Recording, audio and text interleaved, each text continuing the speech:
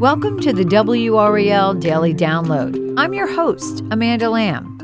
Recession is a word that's been thrown around a lot over the past 2 years. It's left a lot of people concerned about their economic futures. Five on Your Side has been asking experts what their forecast is for the economy.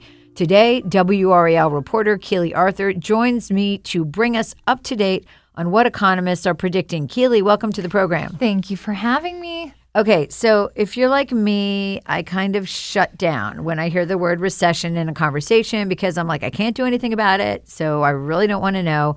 But it is important that we don't stick our heads in the sand. So this is a question you've been asking now for over a year, asking economists, what they think.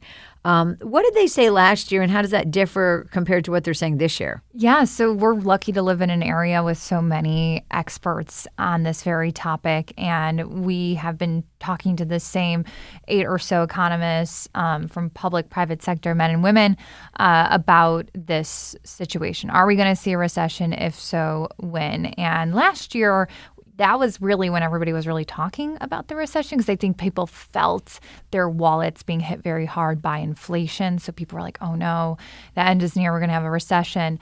The economists that we interviewed last year, 8 of them responded back to us and said, we probably will be okay. For the most part, most of them didn't think we were going to end up in a recession. But this year, that's totally changed. I feel like we're not talking about it as much as consumers and just like in our day-to-day life. But all the economists that we interviewed, and 7 got back to us this year, believe that the likelihood of one happening in 2024 is higher than it was for 2023.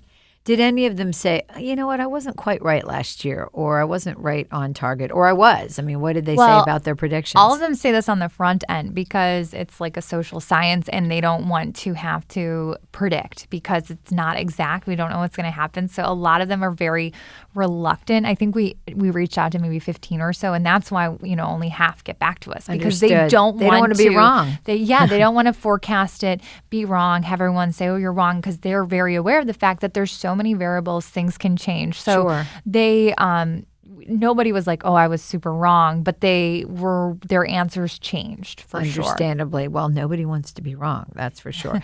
We will be right back after the break. Welcome back to the WRAL Daily Download. So we're talking before the break about the fact that there's so many variables when it comes to a recession.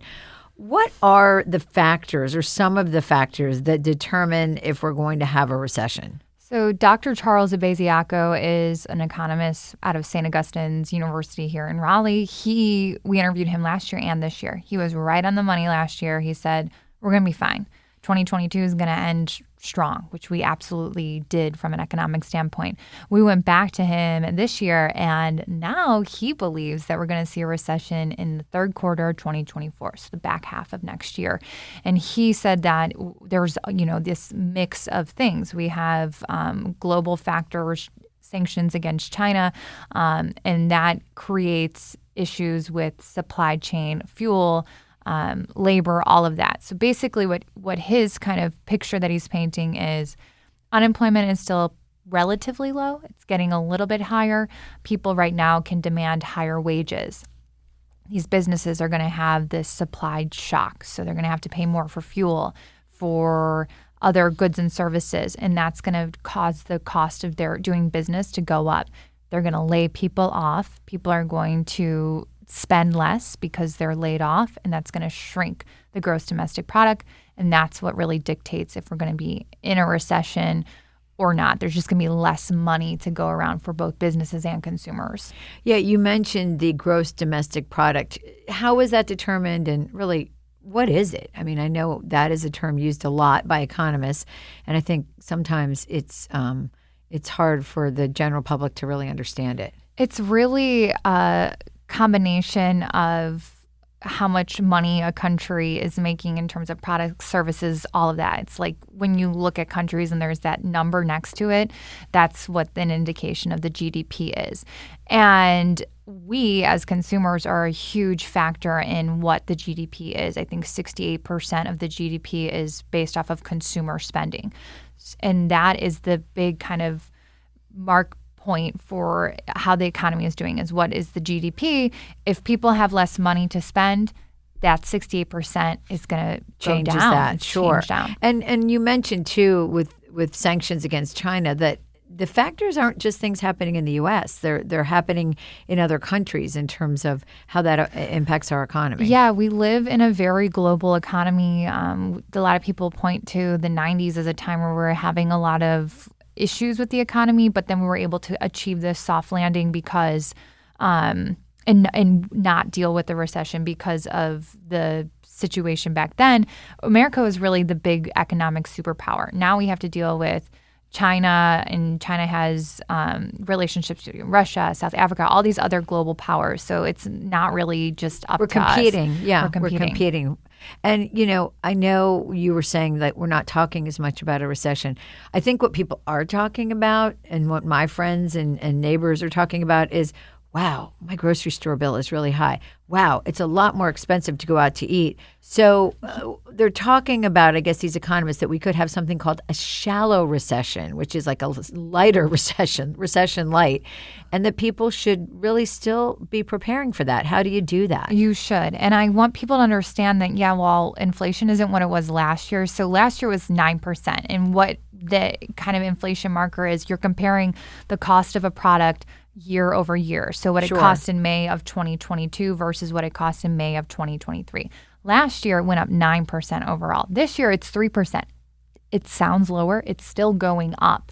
So we're still paying more on the rise. Than we did last year. And people are very, very aware of that. So even though it's kind of like the inflation, the rate is slowing, it's still costing us more and more and more and more and more.